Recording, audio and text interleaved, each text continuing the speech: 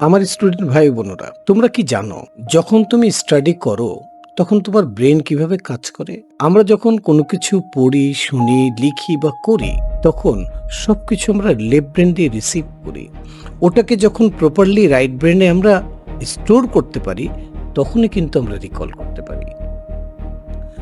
তো এই যে ইনস্ট্যান্ট রিকলিং সিস্টেম কিভাবে ডেভেলপ করতে হয়, কিভাবে কোনো কিছু রিসিভ করলে কিভাবে রাখতে হয়, কিভাবে বের করতে হয়, হ্যাঁ, যেইভাবে তুমি তোমার কোনো মূল্যবান জিনিস তোমার আলমারিতে গুছিয়ে সুন্দর করে রেখেছো, সেইভাবে লেফট ব্রেন যেই তথ্যগুলো নিচ্ছে সেটাকে রাইট ব্রেনে কিভাবে রাখতে হয় আর কিভাবে বের করতে হয়, এই স্মার্ট স্টাডি কিভাবে করতে হয়, এটা শেখার প্রয়োজন আছে।